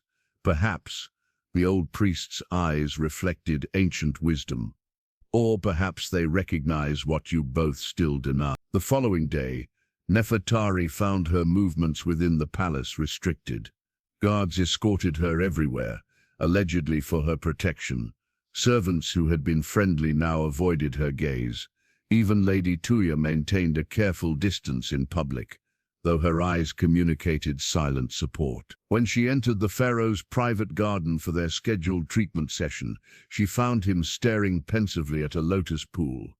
"The court moves against you," he stated without turning. "Against us both, Divine One." Now he faced her, his expression troubled. "They fear what they cannot control. A physician who cannot be bribed or intimidated. A pharaoh who might make decisions based on merit rather than tradition." "The poisoning attempt has paused," Nefertari reported. "They dare not continue while under scrutiny, but they implement a different strategy." He gestured toward the palace. "Isolation, undermining your credibility, searching for leverage." Nefertari hesitated, then asked the question that had been growing in her mind. "Why do you protect me? You have improved enough to continue without my specific remedies." Amenhotep studied her face with unexpected intensity. Because in you I find something rare in these halls. Truth without calculation, loyalty without ambition. He paused, seeming to consider his next words carefully, and perhaps because a child's innocent promise from 17 years ago contained more wisdom than either of us understood. The implications of his statement hung in the air between them, neither quite ready to acknowledge the growing personal connection that complemented their public roles as healer and patient. Before she could respond, a royal messenger arrived breathlessly. Divine One, forgive the interruption. Envoys from Kadesh report Hittite troop movements near our northern border. The generals request your immediate presence. The temple of Hathor glowed with lamplight as dawn approached. Nefertari knelt before the sacred altar, completing the purification rituals that had begun at midnight. Around her neck gleamed a newly crafted bronze bracelet, the challenge bracelet that marked her as an initiate of the royal trials. 3 days earlier, the palace had erupted in astonishment when Pharaoh Amenhotep announced the revival of an ancient tradition, the trials of Ma'at, tests through which a non-royal candidate could prove worthiness for court elevation. Though technically open to any exceptional commoner, everyone understood it was designed specifically for Nefertari. You needn't accept this challenge, the pharaoh had told her privately. It places you in greater danger, not less. The conspiracy against you deepens while court resistance blocks our investigations, she had replied.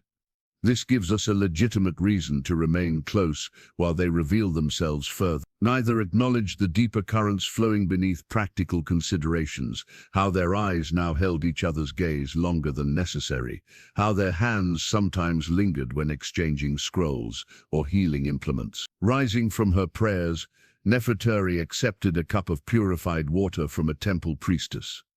The coming trials would test far more than her healing knowledge. The first challenge approaches, announced High Priest Amenemhat, who would serve as the trial's overseer. Prepare yourself. The temple doors swung open to reveal the first trial location, the sacred pool of reflection. Court officials and nobles had gathered to witness the proceedings, their expressions ranging from curiosity to open hostility. Lord Minot stood prominently among them, his calculating eyes never leaving Nefertari. The trial of wisdom begins, intoned the high priest. The candidate must retrieve the key of knowledge from beneath the sacred waters while answering the questions of antiquity. Nefertari approached the pool's edge. Its dark surface reflected the temple columns and the faces of the watching crowd. At the center, a golden object gleamed from the bottom, perhaps 15 feet below the surface. First question, called out a temple scholar. Name the 9 original provinces of Upper Egypt and their patron deities.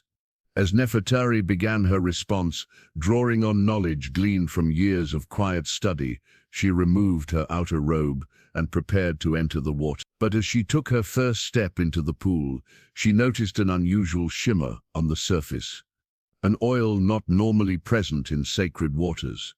Instinct warned her. Instead of diving directly, she collected a small sample on her fingertip and detected a familiar scent. Lotus extract, harmless alone but potentially paralyzing when combined with the copper salts used in temple pools. Someone had tampered with the water. Thinking quickly, she requested natron salt as part of her purification continuation. A reasonable request that raised no suspicions. When it was brought, she scattered it across the pool surface, as if in blessing. The natron would neutralize the paralyzing effect. The provinces of Tashima begin with Wasat, sacred to Amun-Ra. She continued her answer seamlessly while entering the increasingly cloudy water.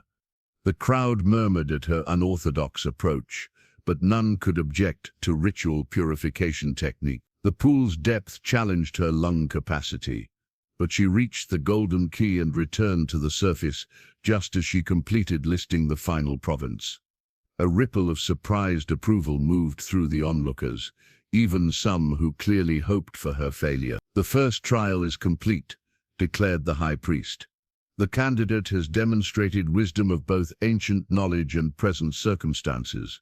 His knowing glance told Nefertari he had understood her detection of the sabotage. Among the nobles, Lord Minnoch's expression darkened momentarily before resuming its mask of polite interest.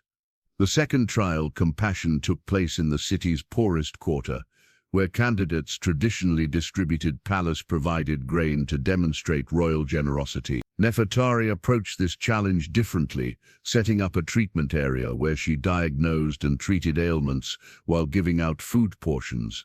"This exceeds the traditional requirements," muttered one court official to another. "She seeks to curry favor with the common people," replied his companion. Yet none could deny the genuine skill and compassion she showed, particularly when treating children suffering from eye infections and nutritional deficiencies. By sunset, even some skeptical nobles acknowledged her success, though they framed it as clever politics rather than genuine service. The final trial, Leadership, was scheduled for the following day in the palace courtyard. That evening, as Nefertari prepared in her quarters, Lady Tuya arrived with unexpected news. "The Pharaoh wishes to see you privately before tomorrow's challenge," she said, her voice low. The palace gardens near the eastern pavilion. Nefertari found Amenhotep waiting beside a pool of flowering lotus. Without his formal regalia, dressed simply in fine linen, he seemed both more approachable and somehow more impressive, a man of substance beyond his royal trappings. "You've handled the trials with unexpected grace," he said, as she approached. "Even some who opposed you now whisper of your worthiness." "Yet the most dangerous opposition remains," she replied. "Indeed." He gestured for her to walk beside him along a secluded garden path. "Tomorrow's leadership trial traditionally involves military strategy.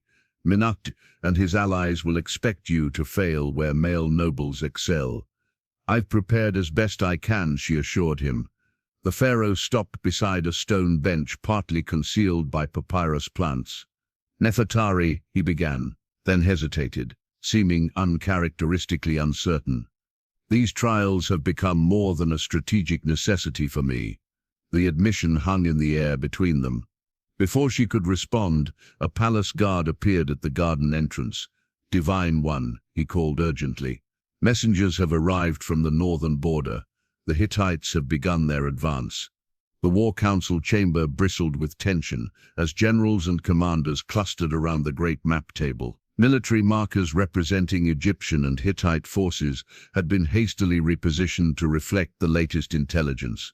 Pharaoh Amenhotep stood at the head, his expression grave as messenger reports were delivered in rapid succession. "The Hittite main force approaches Kadesh with unprecedented numbers," reported General Horemheb. "They've divided into 3 columns, here, here, and here." His weathered hand moved markers across the painted Nile Delta. Nefertari stood quietly at the chamber's periphery. The final trial of leadership had been abruptly suspended in light of the military crisis. Yet the pharaoh had summoned her to this most sensitive of councils, despite outraged protests from traditional factions. "They've somehow bypassed our forward scouts," another commander added. "Their approach was detected only when they were half a day's march from our northern fortifications." "Impossible," muttered an elderly general, "unless they discovered the hidden approach through the eastern marshlands, a route known only to those with access to our military archives." Amenhotep noted, his gaze sweeping the assembly with cold assessment. The implication was clear: the enemy had received intelligence from within Egypt's highest circles. Lord Minnoch stepped forward, impeccably composed despite the crisis. "Divine One, perhaps we should continue this discussion with only military personnel present. Strategic matters require specialized knowledge. All present serve a purpose, Lord Minnoch," the pharaoh replied evenly, "including those with recent knowledge of the territories in question." He beckoned Nefertari forward. Uncomfortable murmurs rippled through the room as she approached the map table. Many officials averted their eyes, as though her very presence at such a council was improper. "You traveled the eastern routes recently," Amenhotep addressed her. "What did you observe of the marshland approaches?"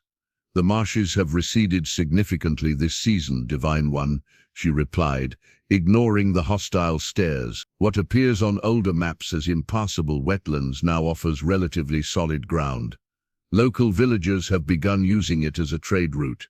Information our border garrisons should have reported, General Horemheb growled. The Eastern Garrison commander was replaced 3 months ago, noted a junior officer, by Lord Minaut's recommendation.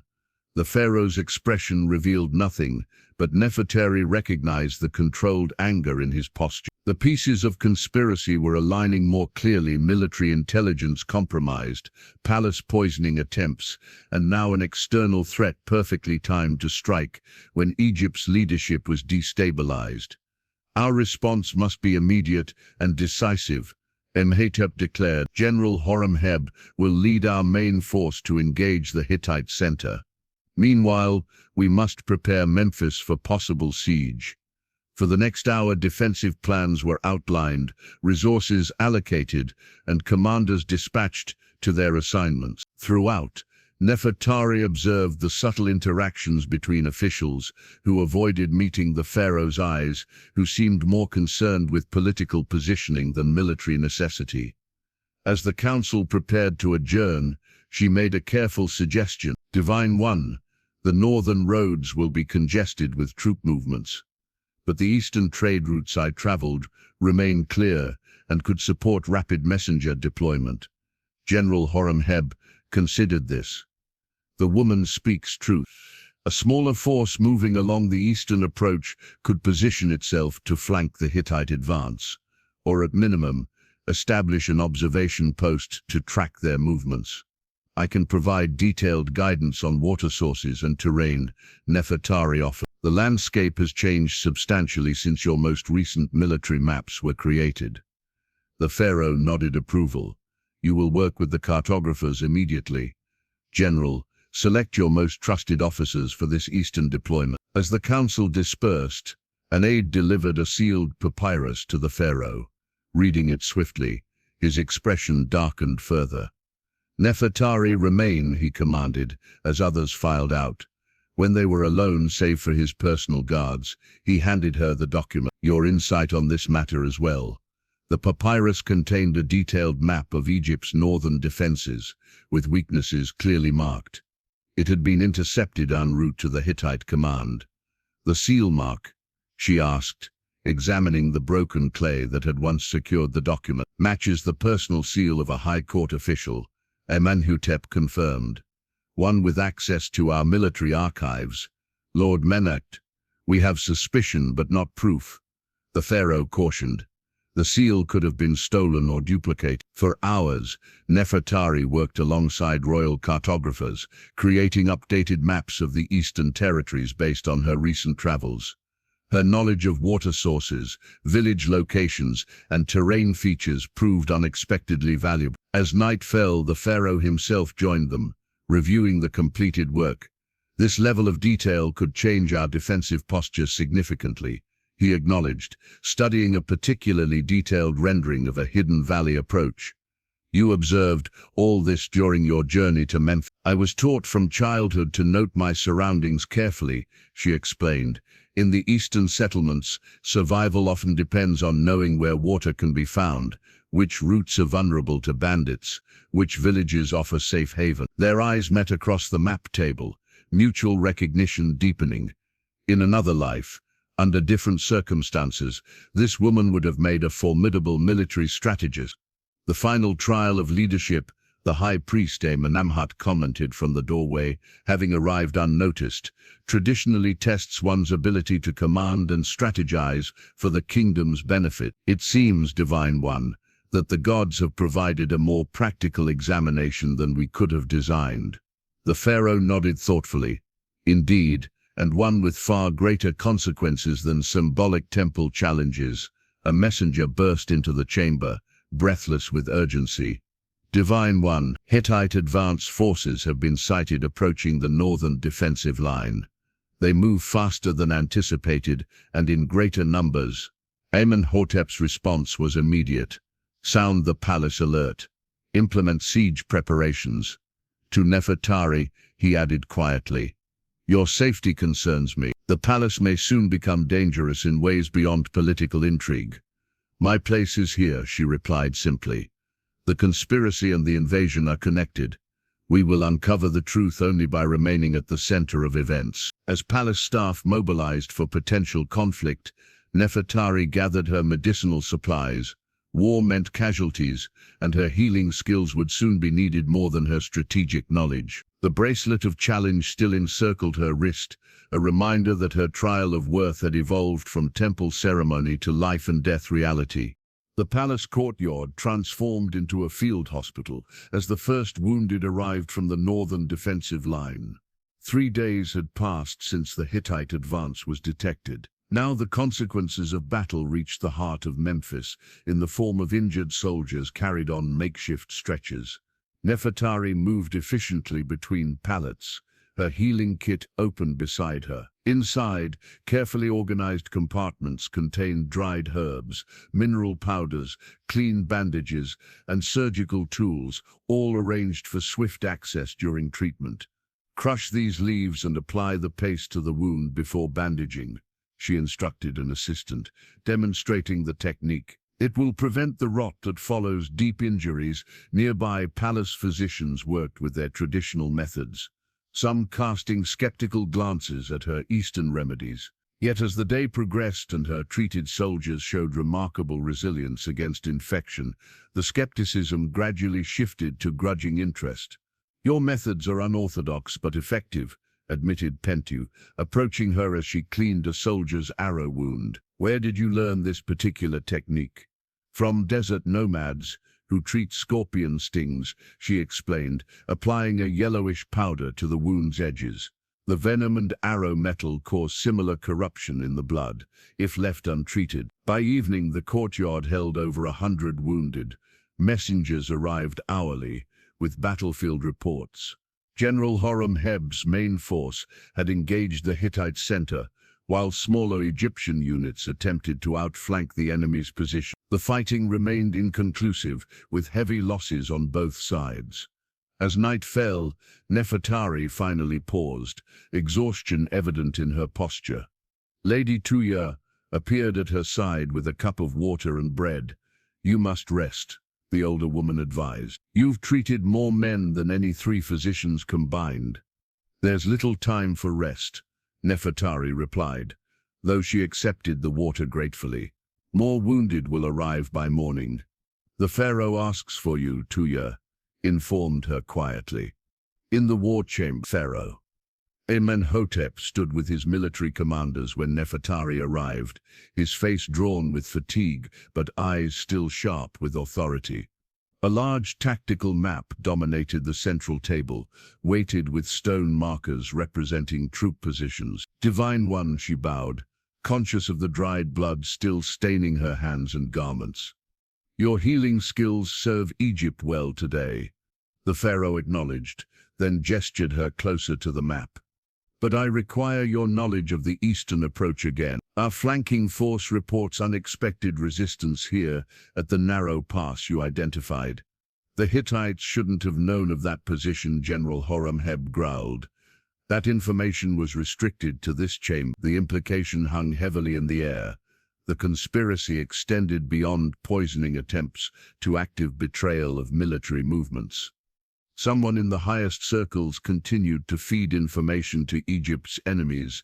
"We must assume our plans are compromised," the pharaoh stated flatly. "Therefore we create new ones, shared only among those in this room at this moment." He dismissed all but his most trusted commanders, and when the doors closed, he outlined a bold counteroffensive utilizing the detailed terrain knowledge Nefertari had provided.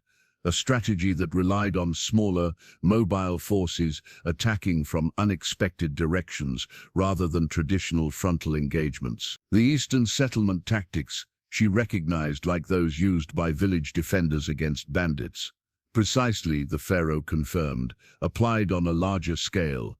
Egypt has always fought with discipline and formation.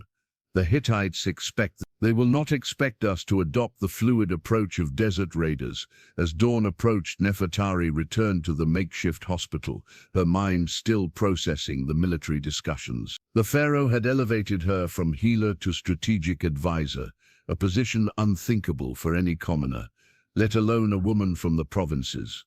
The court's traditionalists would be further enraged, by this development if they knew she had just resumed treating patients when commotion erupted at the courtyard entrance.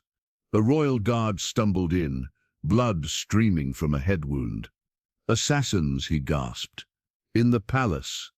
Seeking the Divine One." Chaos ensued as guards mobilized and nobles scattered in panic. Nefertari quickly gathered essential items from her healing kit and moved against the fleeing crowd, toward the inner palace where the pharaoh would be. The corridors stood eerily empty, the normal bustle of servants and officials absent. In the distance she heard the clash of weapons. Following the sounds, she turned a corner to witness a desperate struggle. 3 royal guards fought against 5 men in Egyptian military garb, but their fighting style revealed foreign training. Hidden behind a column, she watched as the guards gradually succumbed to the superior numbers. The attackers, speaking in Hittite accents, moved deeper into the palace toward the pharaoh's private chambers. Nefertari slipped along a servant's passage that paralleled the main corridor. Her knowledge of the palace layout, gained during weeks of moving between treatment rooms, now served a different purpose. She reached the pharaoh's antechamber moments before the assassins approached from the main hallway. Inside, she found Amenhotep with only 2 personal guards, preparing to meet with his generals. "Assassins come, Divine One," she warned breathlessly. 5, dressed as our soldiers but speaking Hittite. The pharaoh's response was immediate, signaling his guards to defensive positions while reaching for his ceremonial sword, beautiful but impractical for actual combat. "Take this instead," Nefertari offered, withdrawing from her healing kit a narrow, razor-sharp knife used for surgical procedures. Less impressive but more effective in close quarters. A crash against the outer doors indicated the assassins had arrived. The wooden barrier would not hold long against their assault. The hidden passage behind the shrine alcove, the pharaoh instructed his guards. "Ensure Nefertari's escape. I will not leave," she stated firmly, removing vials from her healing kit. "Tau. These powders, thrown into the eyes, cause temporary blindness. They may provide advantage when the doors break." Amenhotep studied her for a brief moment, recognition and something deeper passing between them. Together then, he decided, positioning himself beside her as the doors began to splinter beneath the assassin's attack. The chamber doors splintered inward as the assassins broke through. Nefertari threw her prepared powder directly into the faces of the first 2 attackers. They recoiled, screaming and clawing at their eyes. The pharaoh's guards engaged the others, their training evident in each precise movement. Amenhotep himself moved with unexpected agility, the surgical knife proving deadlier than his ceremonial sword would have been in the confined space. 1 assassin fell, then another. The remaining attackers, realizing their advantage had vanished, retreated toward the corridor. "Seal the palace," Amenhotep commanded as loyal guards finally arrived, drawn by the commotion. "Find every intruder." For the next hour, systematic searches discovered 3 more infiltrators hiding within the palace complex. By midday, order had been restored, though security remained heightened. In the throne room, Amenhotep convened an emergency council, his expression thunderous as reports confirmed what many had suspected: the assassination attempt, coordinated perfectly with a major Hittite offensive at the northern defensive line. "The enemy knew exactly when to strike, both at our borders and at the heart of leadership," the pharaoh stated, his voice carrying to every corner of the vast chamber. "Such coordination requires more than spies. It requires betrayal at the highest level." Court officials exchanged nervous glances. Suspicion poisoned the air like a miasma. "Divine One," Lord Minak stepped forward, his composure immaculate, despite the chaos of recent events. "This crisis demands immediate response. Perhaps temporary authority should be granted to a unified military command."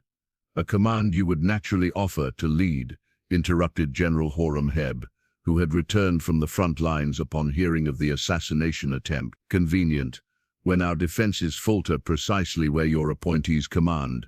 Minak's expression hardened. "You overstep, General. My loyalty to Dit is beyond question." Is it? The pharaoh's question cut through the tension like a blade. From within his robes, he withdrew a familiar object, the golden cup. Nefertari had identified as the poisoning vessel. My personal physician discovered interesting evidence regarding my mysterious illness. Would you care to explain the substance found in my drinking cup, Lord Minat? The nobleman's face betrayed nothing, but his hand moved subtly toward a concealed dagger at his waist. Divine One, surely you don't suggest? I suggest nothing. Imhotep cut him off. I accuse directly. The poison matches minerals found exclusively in Hittite territories where you conducted trade negotiations last season.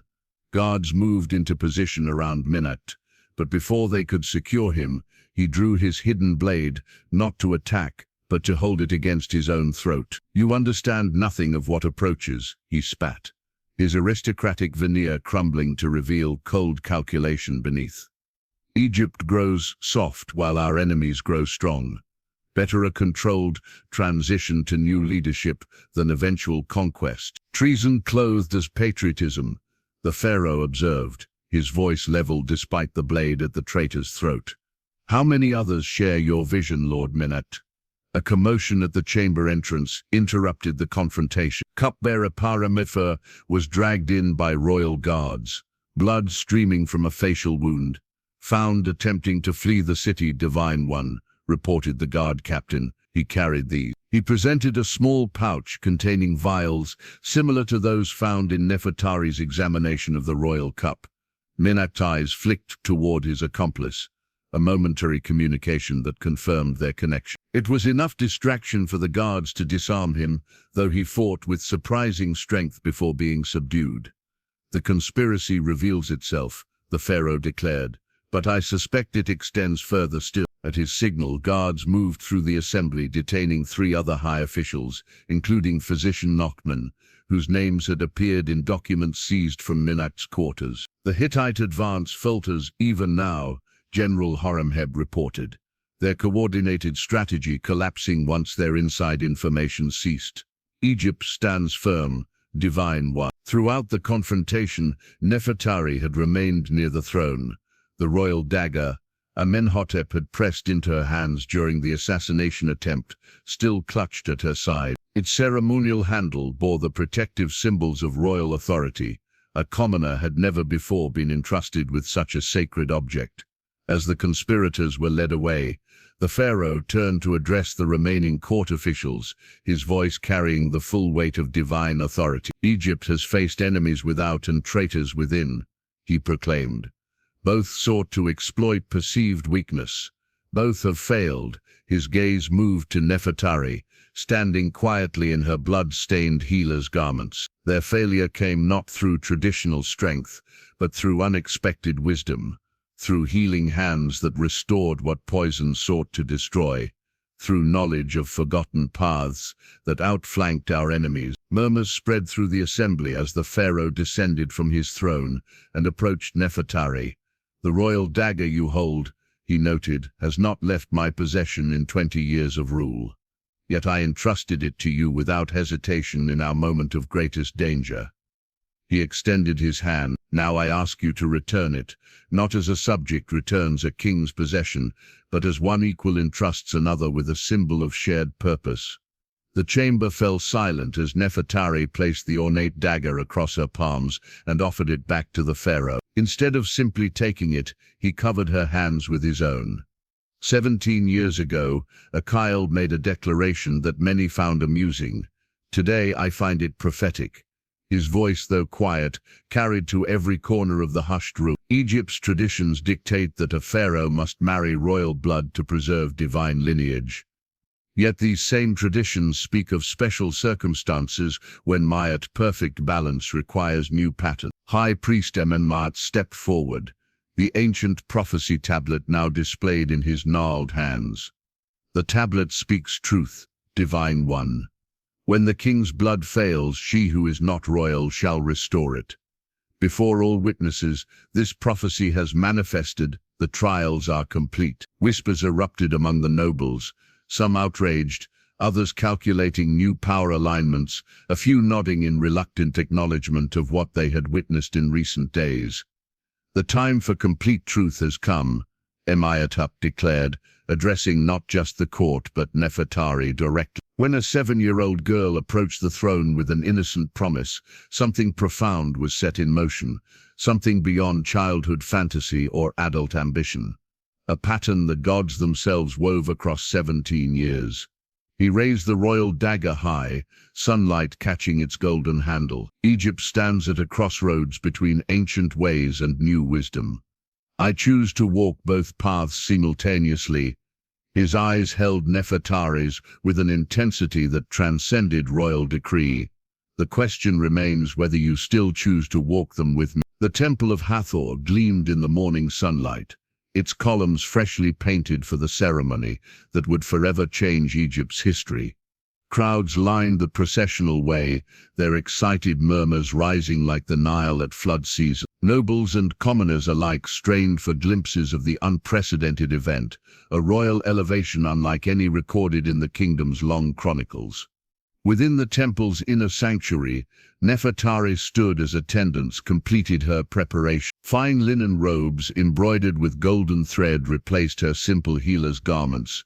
Jeweled collars and bracelets, symbols of royal favor, adorned her neck and wrists. Yet amid this transformation, she had insisted on keeping two personal treasures, the wooden boat from her childhood and the ivory lotus amulet given by the Pharaoh 17 years earlier. "They say the common folk call it the fulfillment of the child's promise," Lady Tuya commented as she adjusted Nefertari's ceremonial headdress.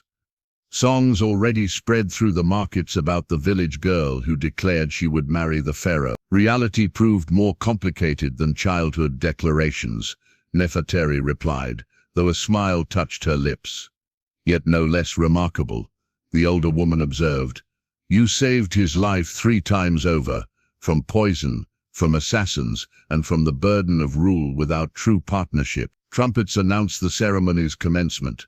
Priests and priestesses took their positions, censers of incense creating sacred clouds that drifted through sunbeams falling from the temple's high windows. The assembled court officials, military commanders, and noble families stood at attention as Pharaoh Amenhotep entered, resplendent in full ceremonial regalia.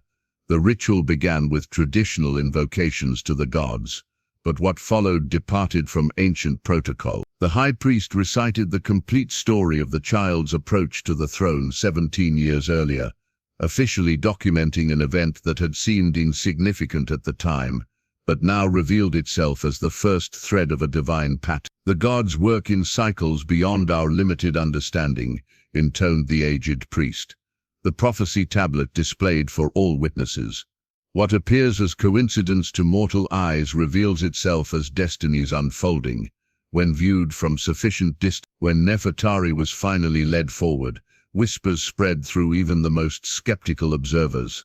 Something undeniable passed between her and the pharaoh as their eyes met, a connection forged through shared dangers and mutual recognition that transcended conventional hierarchies. Amenhotep spoke the formal words of elevation, but added unprecedented personal declaration. "From this day forward, Egypt shall know that wisdom recognizes no boundaries of birth, that healing comes from unexpected sources, and that promises made in childhood innocence sometimes contain profound truth, hidden even from those who speak them."